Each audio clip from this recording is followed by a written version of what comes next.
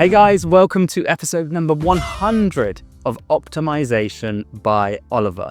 And just to break that down, that means we have done 100 of these videos.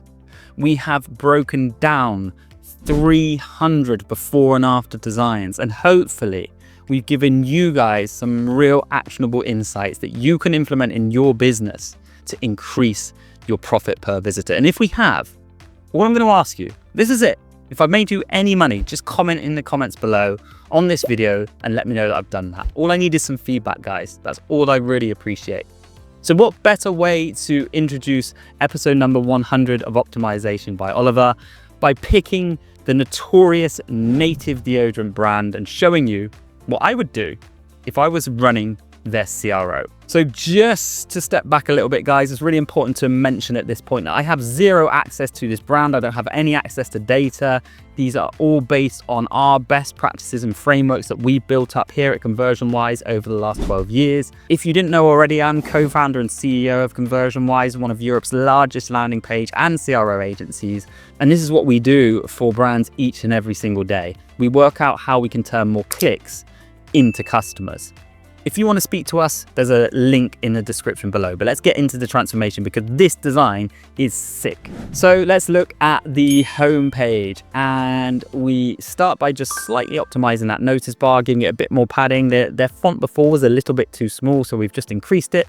Not overly important, but it all counts, especially on the volume these guys do. We then have our famous trust policy bar, just a really good way of getting across our guarantees, our support, with where we're manufactured, anything that just makes us trustable as a brand for anyone who hasn't yet been aware with our brand. We now have all important social proof, something that was clearly lacking and missing before. They use these very, very small fonts, which is just a no-no, guys. Make your fonts bigger so that people can read it. We have a clear headline. We supported that with a sub-headline that explains the benefits of the product. And we take it one step further. They've done this well themselves below the fold, but above the fold with these 3 bullet points that further accentuates the benefit and the value of the product. We've managed to maintain that beautiful visual, and we have this very cool, big call to action demanding people click through to our collection page. Now, if I was being picky, I probably would test different colored call to actions, but we know that native is very strong on brand. I would personally choose a green or an orange, something that contrasts here to get more clicks.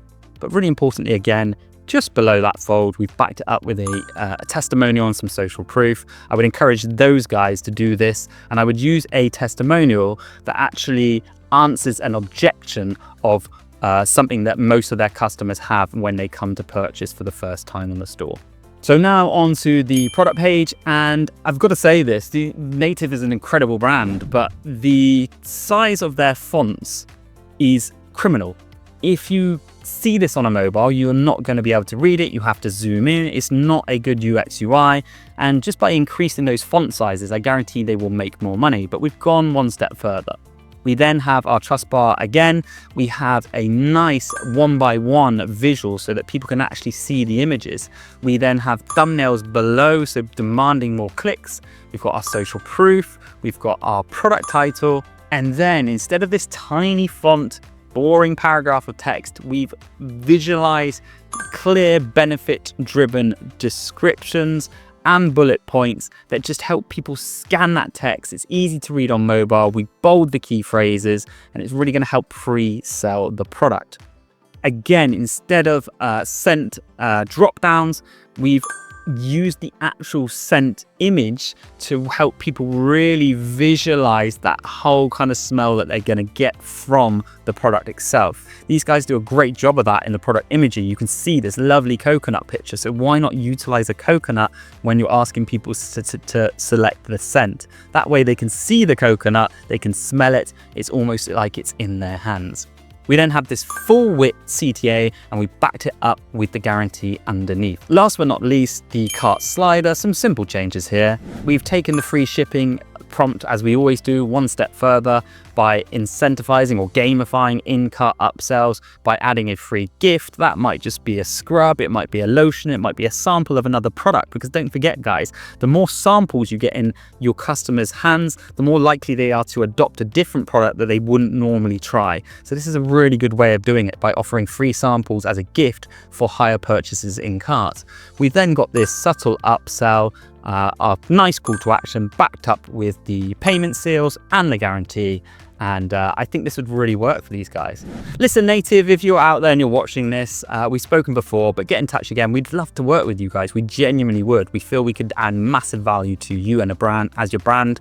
And anyone watching, if you're a brand and you're thinking, wow, I'd love to work with Oliver or ConversionWise, well, it all starts with a very simple free discovery call. There's no obligation, there's no pitching. We just literally get to know you and your brand and suggest if we think we can help you. Get in touch, there's a link below this video, hit subscribe, and I'll see you in the very next one.